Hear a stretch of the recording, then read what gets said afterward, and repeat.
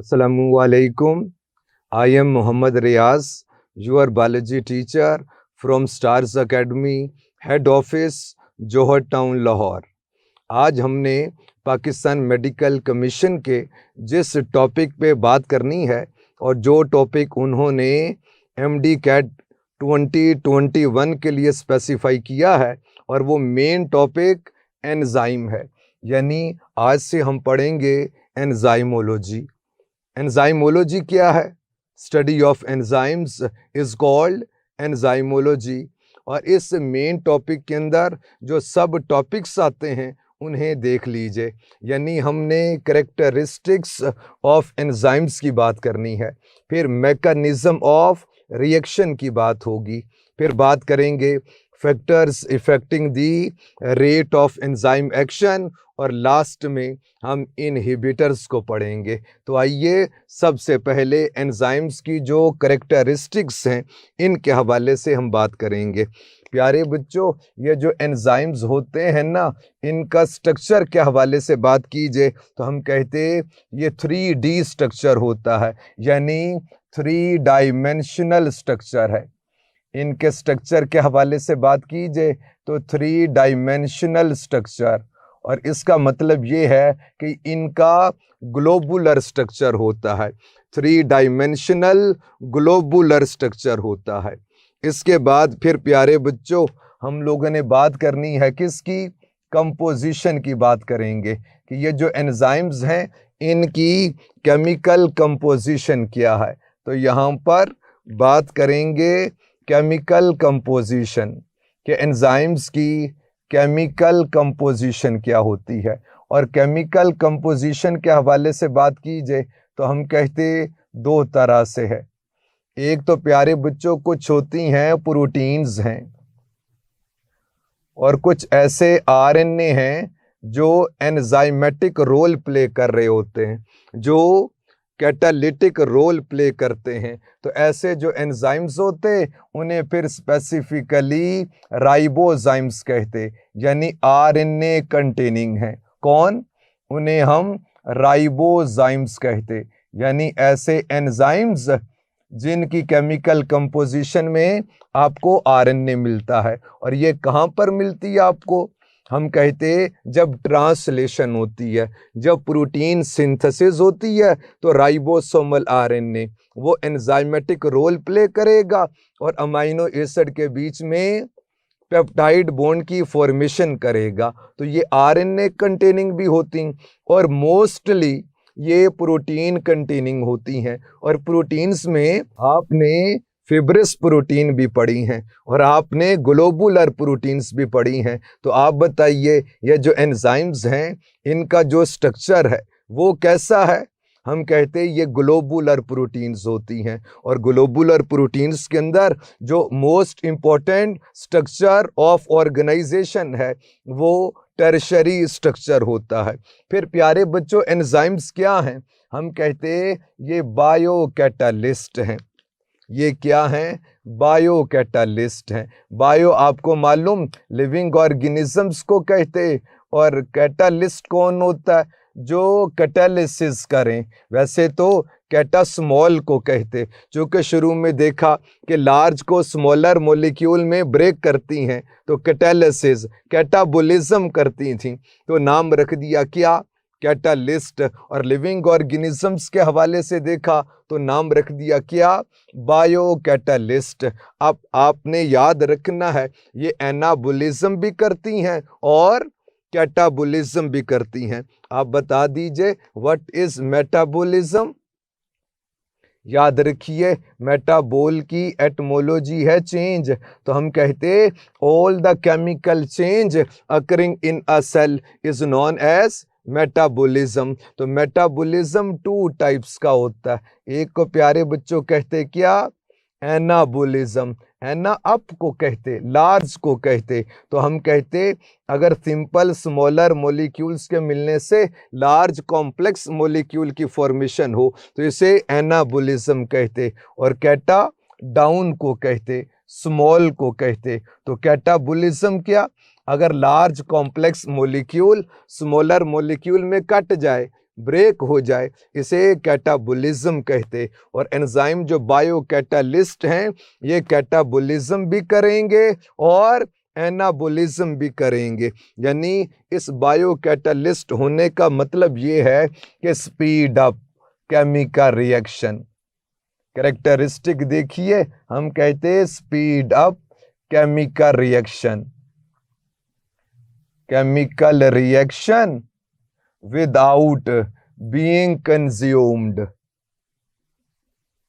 without being consumed और without being used, यानी used नहीं होंगी। इसका मतलब ये है, ये एंजाइम्स कंज्यूम नहीं होंगे, लेकिन स्पीड अप करेंगे किसको? केमिकल रिएक्शन को। यानी आप इसकी मिसाल समझिए कुछ ऐसे, अगरचे वो केमिकल रिएक्शन नहीं है। अगर आपने चाय बनाई हो और चीनी उसमें कम पड़ जाए तो प्यारे बच्चों फिर क्या करोगे? अब मज़ीद चीनी उसमें उंडेल देंगे। फिर क्या करेंगे? फिर स्पून से चमचा लेकर तो उसको उसमें सोलूबल कर देंगे। आप बताइए, अगर ये स्पून ना हो तो वो शुगर उसमें सोलूबल हो जाएगी? जी बिल्कुल हो जाएगी। 1 दिन के बाद हो, 2 दिन के बाद हो, सोलूबल हो जाएगी। लेकिन स्पून की वजह से क्या हुआ? Speed up the process without being used. बाद में जब आप स्पून को निकालोगे, वो वैसे का वैसा ही होगा जैसा इसमें इस्तेमाल करने से पहले था। तो यही तो हम कहते कि speed up chemical reaction without being used. और प्यारे बच्चों, आपसे पूछना, अगर एंजाइम्स नहीं होंगे तो आपकी बॉडी में केमिकल रिएक्शंस होंगे कि नहीं? हम कहते केमिकल रिएक्शंस होंगे, लेकिन इतने स्लो होंगे कि लाइफ इम्पॉसिबल हो जाएगी। जैसे ये जो शुगर है, सोलूबल तो हो ही जाएगी, लेकिन वो इतनी स्लो होगी तो शायद आप उस टी को यूज़ ना कर सकें। तो ऐसे ही एंजाइम ना हो, केमिकल रिएक्शन हो जाएंगे, लेकिन इतने स्लो होते हैं कि लाइफ इम्पॉसिबल हो जाएगी। तो एंजाइम्स कौन होते? 3 डायमेंशनल स्ट्रक्चर होता है और प्रोटीन आरएनए कंटेनिंग होते हैं। Speed up chemical reaction without being used, without being consumed. फिर प्यारे बच्चों, हम कहते ये जो एंजाइम है वेरी सेंसिटिव। यानी प्यारे बच्चों, प्रोटीन है ना, और आप देखिए हाइड्रोजन बॉन्डिंग भी होती है, आरएनए के अंदर भी आपने देखी है। तो हम कहते very sensitive to minor change in temperature, या पीएच के हवाले से बात की जाए तो हम कहते हैं वेरी सेंसिटिव। यानी अगर पीएच के चेंज होने से इनके स्ट्रक्चर के अंदर आता है चेंज, टेम्परेचर के चेंज होने से इनके स्ट्रक्चर में चेंज आता है। और ये सारे फैक्टर्स हम लोग यहाँ पर पढ़ेंगे जब factors affecting the rate of enzyme catalysis की बात होगी। और प्यारे बच्चों, हम कहते no effect on end properties of end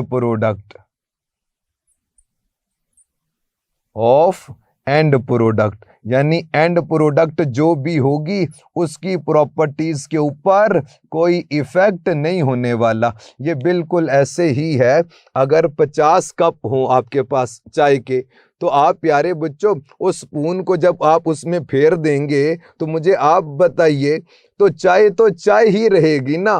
तो इस एनालॉजी से, इस मिसाल से आप कर लें याद, फिर प्रॉपर रिएक्शंस के हवाले से भी बात होगी। यानी जो एंड प्रोडक्ट बनना है, एंजाइम हो ना हो, उसी एंड प्रोडक्ट की फॉर्मेशन होगी। फिर हम कहते एंजाइम्स लोअर, ये क्या करते हैं? Lower activation energy. आप बताइए एक्टिवेशन एनर्जी क्या होती? हम कहते ये वो मिनिमम एनर्जी होती है जो किसी केमिकल रिएक्शन को करवाने के लिए रिक्वायर होती है। तो प्यारे बच्चों, अगर एंजाइम्स की एब्सेंस में अगर ये रिएक्शन हो तो एक्टिवेशन एनर्जी बहुत ज़्यादा देनी पड़ती है। लेकिन एक सेल में एक टाइम पे तकरीबन 1000 केमिकल रिएक्शंस होते। इतनी ज़्यादा एक्टिवेशन एनर्जी को मैनेज किस तरह से करेंगे? तो हम कहते हैं एंजाइम्स लोअर एक्टिवेशन एनर्जी के ऊपर वर्क करता है। बेटे कैसे हो गया ये? हम कहते हैं एंजाइम्स की वजह से क्या होगा? एक तो चार्ज चेंज होता है, चार्ज चेंज करने की वजह से फिर उस मॉलिक्यूल की जिस मॉलिक्यूल के साथ रिएक्ट करना है उसको प्रॉपर ओरिएंटेशन देनी होती है और फिर प्रॉपर साइड से अटैक करना होता है। यानी वो काम जो बहुत ज़्यादा एक्टिवेशन एनर्जी देकर होता है, हम कहते हैं एंजाइम्स की वजह से वो काम लेस एक्टिवेशन एनर्जी पर हो जाएगा। जैसे एक मिसाल से इस बात को देखिए, ये कोई बच्चा है बेटे जो आपके सर ने आपके सामने बना दिया। गर्मी का मौसम है और इस मौसम के अंदर इस बच्चे ने स्वेटर पहना हुआ बेटे, और ये जो स्वेटर है ये आपके सर ये बना रहे आपके सामने, और इसकी माँ जी इसको कहती हैं बेटे इतनी गर्मी है, ये जो स्वेटर है इसको उतार दो। ये नहीं उतार रहा। अगर इसकी माँ जी इसको खींचेंगी भी तो उनको बहुत ज़्यादा एनर्जी देनी पड़ेगी। तो सबसे पहले एंजाइम क्या करेगा? वो इसके चार्ज को करेगा चेंज। यानी आप देखिए अभी ये सैड मूड के अंदर है, तो एंजाइम क्या करेगा? इसके चार्ज को कर देगा चेंज। यानी स्माइली फेस आ गया बेटे, और ये हैप्पी मूड के अंदर आ गया। इसकी माँ जी ने इसको चॉकलेट दी है, ये हैप्पी मूड में आ गया, लेकिन अभी भी इस गर्मी में स्वेटर को उतारने नहीं दे रहा। तो बेटे फिर क्या होगा? अगर आप इधर से खींचेंगे उधर से खींचेंगे स्वेटर तो उतर जाएगा, लेकिन एनर्जी ज्यादा देनी पड़ेगी। और बेटे फिर क्या करना? इस मॉलिक्यूल को प्रॉपर ओरिएंटेशन के अंदर लेकर आना। आपने इसे कहना है क्या? Hands up. तो ये क्या करेगा बेटे? अपने हैंड्स को कर लेगा अप। अब जरा देखिए इसके दोनों हैंड्स ये हो गए अप। ये मॉलिक्यूल प्रॉपर ओरिएंटेशन के अंदर आ गया। अब क्या होगा? आपने प्रॉपर साइड से अटैक करना होता है। यानी अगर तो अभी भी आप इस स्वेटर को पकड़कर नीचे की तरफ खींचोगे तो बहुत ज़्यादा एनर्जी देनी पड़ेगी। आपने करना क्या है? इसको ऐसे ऊपर से उतार लेंगे आसानी से। एंजाइम ऐसे ही एक्टिवेशन एनर्जी को लो करता है। कैसे? पहले तो चार्ज को करता है चेंज, और फिर प्रॉपर ओरिएंटेशन देगा, और फिर प्रॉपर साइड से क्या करेगा? अटैक करेगा। और वो काम जो बहुत ज़्यादा हाई एनर्जी पर होता है, एंजाइम की वजह से वो लो एनर्जी पर होना शुरू हो जाएगा। प्यारे बच्चों, कुछ एंजाइम्स ऐसे होते हैं जो सोलोली कंप्लीटली वो प्रोटीन कंटेनिंग होते हैं। कुछ ऐसे होते हैं जिन्हें रिक्वायर होता है क्या? कोफैक्टर। तो प्यारे बच्चों आओ बात आपको बताऊं किसकी? कोफैक्टर की। हम कहते कि प्रोटीन्स और एंजाइम्स रिक्वायर कोफैक्टर। कुछ एंजाइम्स ऐसे होते हैं जो कंप्लीटली प्रोटीन कंटेनिंग होते हैं, और कुछ क्या? कोफैक्टर एक्वायरिंग होते हैं। कुछ कोफैक्टर को एक्वायर करेंगे, कोफैक्टर एक्वायरिंग प्रोटीन्स होती हैं। और cofactor is required for proper functioning of enzyme. तो एंजाइम्स की जो कैरेक्टरिस्टिक्स हैं इनके हवाले से बात कीजिए। 3 डायमेंशनल स्ट्रक्चर होता है। केमिकल कंपोजिशन में प्रोटीन है, या कुछ आरएनए कंटेनिंग भी होते हैं। फिर बायो कैटालिस्ट हैं, यानी speed up chemical reaction without being used. फिर तीसरी बात आपको ये बता दी कि very sensitive in their actions. फिर no effect on properties of end product. जो एंड प्रोडक्ट थी वही बनेगी। फिर लोअर एक्टिवेशन एनर्जी। फिर कोफैक्टर एक्वायरिंग भी होते हैं, कुछ ऐसे भी हैं। और फिर प्यारे बच्चों लास्ट पॉइंट के हवाले से बात कीजिए तो हम लोग कहते हैं कि जो एंजाइम्स होते हैं ये स्मॉल अमाउंट में रिक्वायर होते हैं, यानी रिक्वायर्स इन स्मॉल अमाउंट। प्यारे बच्चों इसकी क्या वजह, हम कहते चूंकि ये रीयूजेबल होते हैं, तो चूंकि बार बार यूज होते रहेंगे तो small amount is enough for catalysis of many chemical reaction. फिर एक पॉइंट आपको यहाँ पर बता रहा हूँ, ये जो एंजाइम्स होते हैं ये स्पेसिफिक होते हैं, स्पेसिफिक इन दियर एक्शन। और स्पेसिफिसिटी के हवाले से बात कीजिए, कुछ की स्पेसिफिसिटी होती है मोर, कुछ मोर स्पेसिफिक हैं और कुछ लेस स्पेसिफिक हैं। जैसे यूरिएज की बात कीजिए, एक ऐसा एंजाइम जो यूरिया पर एक्ट करेगा और प्यारे बच्चों अमोनिया बनेगा, तो ये एंजाइम बहुत ज़्यादा स्पेसिफिक, इसका सबस्ट्रेट बस यही है। और कुछ ऐसे भी हैं जो लेस स्पेसिफिक हैं, जैसे आप पेप्सिन की बात कीजिए, तो कोई भी प्रोटीन हो, किसी भी सीक्वेंस ऑफ अमाइनो एसिड के अंदर हो, उसमें उस प्रोटीन को डाइजेस्ट करने की एबिलिटी होती है।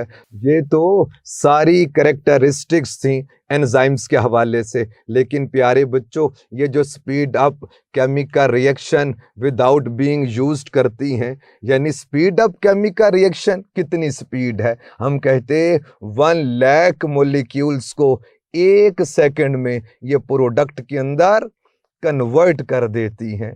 तो ये सारी कैरेक्टरिस्टिक्स थी एंजाइम्स के हवाले से। अब कुछ और बातें हैं, उन पे ज़रा फोकस कीजिए। प्यारे बच्चों ये जो एंजाइम्स हैं, अगर आप 3 डायमेंशनल स्ट्रक्चर के हवाले से बात कीजिए और फिर पर्टिकुलरली ये जो प्रोटीन कंटेनिंग हैं इनके हवाले से बात आपको बता रहा हूँ, इसके स्ट्रक्चर देखिए तो ये वाटरमेलन की तरह, वाटरमेलन कभी देखा आपने, तरबूज, और जब ख़रीदने के लिए जाएं तो पहले पूछते हैं कि लाल है कि नहीं, तो वो कहते हैं बस जी आप चेक कर लें, या भाई साहब आप चेक कर लें, तो आप कहते हैं भाई चेक करवा दें, तो वो छुरी से ऐसे लगाते हैं कट और छोटा सा पीस आपको निकाल के दिखा रहे होते हैं। तो प्यारे बच्चों ये जो एंजाइम्स होते हैं ये ऐसे ही स्ट्रक्चर्स होते, 3 डायमेंशनल ग्लोबुलर स्ट्रक्चर्स होते। और प्यारे बच्चों ज़्यादातर अमाइनो एसिड इसके जो बल्क में जो अमाइनो एसिड हैं वो इसके ग्लोबुलर स्ट्रक्चर को मेंटेन करेंगे। और बीच में ये जो छोटी सी साइट बनी है, इस साइट को हम लोग बोलते हैं क्या, एक्टिव साइट। हम कहते हैं a depression, a pocket on enzyme where chemical reactions occur is known as active site। और प्यारे बच्चों इस एक्टिव साइट के अंदर आपको 2 साइट्स मिलती हैं, एक को हम कहते हैं बाइंडिंग साइट, फिर जो दूसरी साइट है उस साइट को हम कहते हैं कैटालिटिक साइट। अब बाइंडिंग साइट के हवाले से बात कीजिए तो हम कहते हैं site that is specific for recognising substrate. अब आइए सबसे पहले बात सुनिए सबस्ट्रेट की। सबस्ट्रेट क्या होता है, हम कहते हैं substrate is a reactant on which enzyme acts. जैसे एक एंजाइम है एमाइलेज, एमाइलेज का जो रिएक्टेंट है यानी जिसके ऊपर एमाइलेज ने एक्ट करना है और जिस मॉलिक्यूल को एंजाइम ने प्रोडक्ट के अंदर कन्वर्ट करना है, उसे क्या कहते, सबस्ट्रेट कहते। जैसे एमाइलेज का जो सबस्ट्रेट है वो कौन है, एमाइलोज है। फिर ऐसे ही हेक्सोकाइनेस या ग्लूकोकाइनेस की बात कीजिए, उसका जो यानी ये एंजाइम जिस मॉलिक्यूल पर एक्ट करता है वो मॉलिक्यूल ग्लूकोज है और ग्लूकोज में फॉस्फेट की एडिशन कर रहा, तो ऐसे एंजाइम को ग्लूकोकाइनेस बोलते। अब ग्लूकोज बताइए क्या है, reactant on which enzyme acts, तो बोलिए तो क्या है, सबस्ट्रेट है। तो substrate is a reactant on which enzyme acts। तो recognition of proper substrate is function of binding site और यही साइट फिर एक्टिवेट करेगी किसको, कैटालिटिक साइट को। The site where chemical reactions where catalytic activity takes place is known as catalytic site. अब आइए आपको बात बतानी है कोफैक्टर की। प्यारे बच्चों कोफैक्टर की बात कीजिए तो ये क्या होता है, नेम से इंडिकेट होता है कोई ऐसा फैक्टर जो को करे, जो हेल्प करे। हम कहते non protein part that is required for proper functioning of enzyme is known as cofactor। Cofactor के हवाले से बात कीजिए तो ये केमिकल रिएक्शंस में डायरेक्टली पार्टिसिपेट भी कर रहा होता है, ये सोर्स ऑफ एनर्जी भी होता है, ये सबस्ट्रेट और एंजाइम के बीच में ब्रिज के तौर पे एक्ट भी करेगा। सबस्ट्रेट यानी कोफैक्टर। इस कोफैक्टर के हवाले से बात कीजिए तो हम कहते इसकी 3 टाइप्स होती हैं। आप एक दफा बता दीजिए कि what is cofactor. Non protein part that is required for proper functioning of enzyme. तो कोफैक्टर नॉन प्रोटीन पार्ट होता है। आप बताइए ऑर्गेनिक होता है कि इनऑर्गेनिक? दोनों हो सकते हैं। तो प्यारे बच्चों, एक है कौन? एक्टिवेटर। फिर एक और देखिए, उसे कहते कोएंजाइम। फिर कोफैक्टर में बात करेंगे किसकी? प्रोस्थेटिक ग्रुप की। अब देख लीजिए इन तीनों में जो डिफरेंस है वो किस चीज का? हम कहते डिटैचेबल कोफैक्टर। इनमें से कौन है? एक्टिवेटर भी है, कोएंजाइम भी है। टाइटली बॉन्डेड या कोवलेंटली बॉन्डेड कोफैक्टर कौन है? वो प्रोस्थेटिक ग्रुप होता है। फिर प्यारे बच्चों, लूजली अटैच्ड कौन है? बता दिया जब एक्टिवेटर कोएंजाइम डिटैचेबल है तो इसका मतलब ये भी तो है कि ये दोनों लूजली अटैच्ड होते। तो लूजली अटैच्ड या डिटैचेबल, एक्टिवेटर भी है, कोएंजाइम भी है, तो दोनों में फर्क क्या होता है? याद रखना, एक्टिवेटर डिटैचेबल बट इनऑर्गेनिक। लेकिन याद रखना इनऑर्गेनिक आयन होते हैं, यानी आप पोटेशियम की बात कीजिए, आप बात कीजिए मैग्नीशियम की, आप कैल्शियम की बात कीजिए, आप आयरन की बात कीजिए, ये जो इनऑर्गेनिक हैं और डिटैचेबल हों तो वो कौन हैं? एक्टिवेटर हैं। और अगर डिटैचेबल हों और ऑर्गेनिक हों तो प्यारे बच्चों वो कौन है?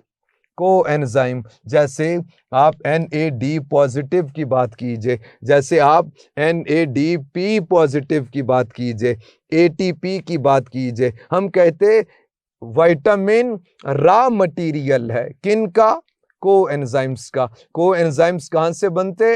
विटामिन से बनते। और प्यारे बच्चों, प्रोस्थेटिक ग्रुप भी ऑर्गेनिक होता है।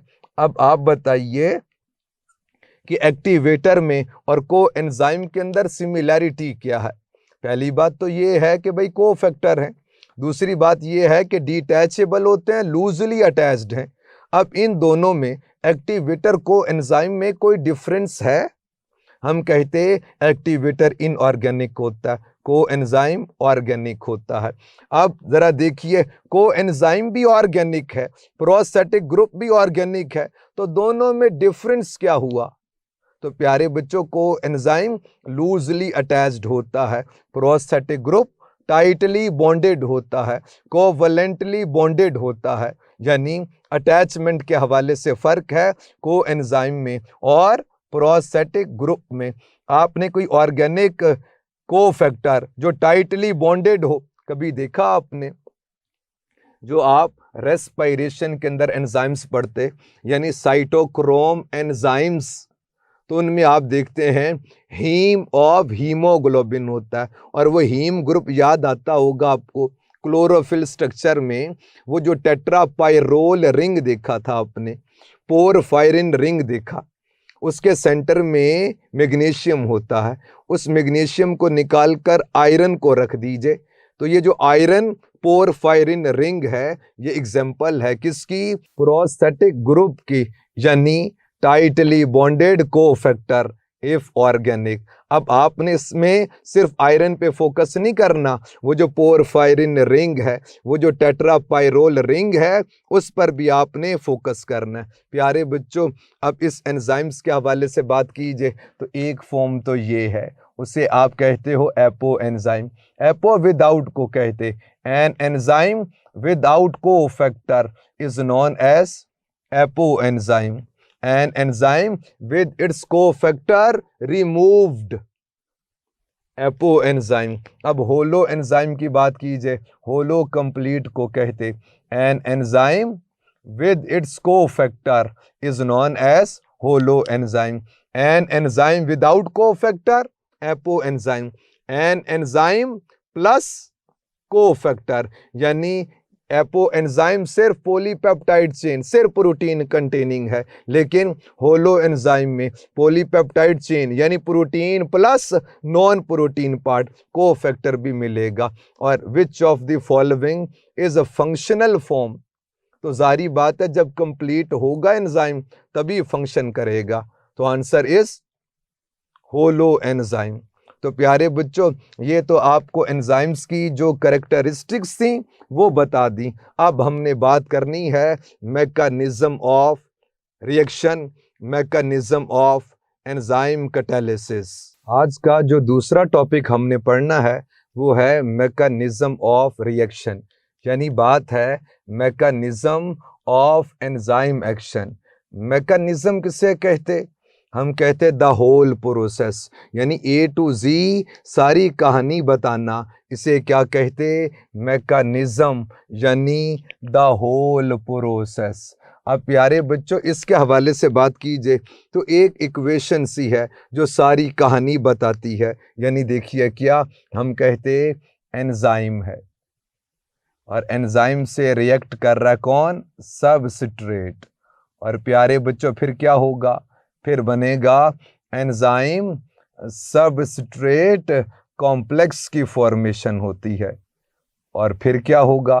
फिर होगा ऐसे कि एंजाइम तो वैसे का वैसे रहेगा, speed up chemical reaction without being used, without being consumed, इसका कोई खर्च नहीं होने वाला।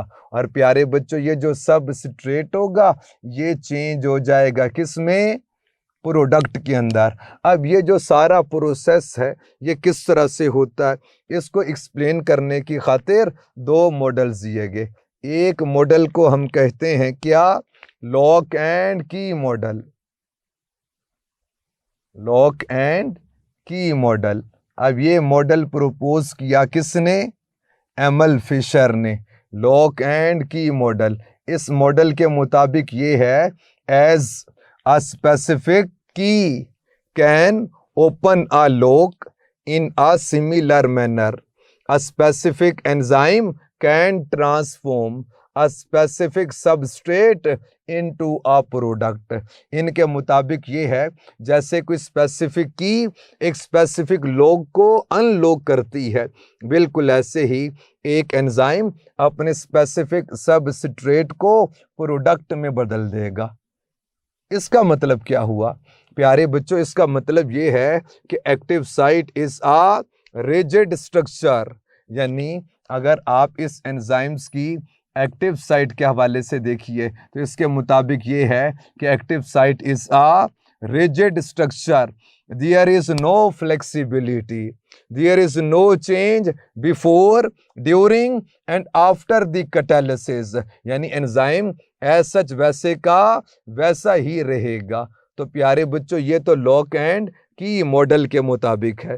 फिर इसका एक मॉडिफाइड फॉर्म है लॉक एंड की मॉडल की, जो कोशलैंड साहब ने प्रपोज की है, और वो क्या हम कहते इंड्यूस फिट मॉडल। इंड्यूस क्या होता है? To cause to something to change, यानी कोई किसी चेंज की वजह बने। इंडक्शन चेंज को कहते, लेकिन वो सेल्फ चेंज ना हो, वो चेंज कोई दूसरा प्रोड्यूस करे, तो इंड्यूस, और कोई चेंज कोई प्रोड्यूस करेगा और फिर वो एक्टिव साइट अपने सबस्टेट के मुताबिक फिट हो जाएगी। Induce fit model, Daniel Koshland ने ये मॉडल प्रपोज किया है। और प्यारे बच्चों, इसके मुताबिक ये है कि active site is not a rigid structure, इसके अंदर चेंज हो सकता है। और प्यारे बच्चों ये याद रखना, जब हम ये कहते एंजाइम स्पेसिफिक होते हैं तो आपके मन में ख्याल आएगा कि सर ये जो चेंज हो रहा है इससे तो एंजाइम स्पेसिफिक नहीं रहेगा। लेकिन याद रखना ये जो चेंज होता है ये अपने स्पेसिफिक सबस्ट्रेट के लिए होता है। तो अब आप बताइए, according to which model enzyme is specific? हम कहते हैं बोथ ऑफ दीज, यानी स्पेसिफिसिटी पर किसी को एतराज ना था। यानी इंड्यूस फिट मॉडल का भी यही कहना कि वो जो चेंज आता है वो चेंज अपने स्पेसिफिक सबस्ट्रेट के लिए आता है। अब इन दोनों मॉडल्स में से कौन से वाला ठीक है? याद रखिए दोनों ठीक हैं। लॉक एंड की मॉडल उन एंजाइम्स पर एप्लीकेबल होता है जिन्हें बोलते हैं क्या? Non regulatory enzymes. तो प्यारे बच्चों, इंड्यूस फिट मॉडल ये उन एंजाइम्स पर एप्लीकेबल होता है जिन्हें रेगुलेटरी एंजाइम्स बोलते हैं या उन्हें एलोस्टेरिक एंजाइम्स कहते। याद रखना, एलोस अदर को कहते, स्टेरिक साइट को कहते। तो यानी एन एक्टिव साइट के सिवा कोई और भी साइट हो उसे क्या कहेंगे? एलोस्टेरिक साइट कहते। और प्यारे बच्चों, फॉर एग्जांपल यहाँ पर आपके सर ने एक साइट बना दी, इसे बोलेंगे कि site other than active site. तो ऐसे एंजाइम्स को बोलते हैं क्या? एलोस्टेरिक एंजाइम्स बोलते। और लॉक एंड की मॉडल जो नॉन रेगुलेटरी एंजाइम्स पर एप्लीकेबल है वो एंजाइम कौन है? आप लाइपेज की एग्जांपल मन में रखिए। और इंड्यूस फिट मॉडल यानी एलोस्टेरिक एंजाइम्स के हवाले से बात कीजिए तो आप हेक्सोकाइनेज की एग्जांपल अपने ज़हन में रखिए। बेटे होता ऐसे है, फॉर एग्जांपल इसका जो सबस्ट्रेट है वो कौन सा? वो ये वाला है, और इसकी जो शेप है ये कुछ ऐसी बदली सी हुई है, ऐसे। ठीक है पुत्र जी, यानी शेप इसकी कुछ बदली बदली सी है। होता ऐसे है जैसे ही इसके साथ वो रेगुलेटर सब्सटेंस वो आकर करेगा बाइंड, तो फिर क्या होगा? इस प्रोटीन में कन्फर्मेशनल चेंज आता है। उस चेंज की वजह से ये जो पार्ट है अब ये अपनी शेप को कर लेगा चेंज और ये आकर इसके अंदर अटैच हो जाएगा। तो आपने देखा ये जो चेंज आता है ये चेंज अपने स्पेसिफिक सबस्ट्रेट के लिए आता है। यानी ऐसे नहीं होगा कि कोई भी और किसी भी शेप का अगर रिएक्टेंट आ जाए तो वो इसके अंदर आकर फिट हो जाएगा। नहीं, ये जो चेंज इंड्यूस की है इस रेगुलेटर सब्सटेंस ने ये अपने स्पेसिफिक सबस्ट्रेट के लिए की है। तो ये आज के टॉपिक्स कंप्लीट हो गए। आप इसे पढ़ लीजिएगा, कोई बात समझ ना आए पूछ लीजिएगा। अल्लाह हाफिज।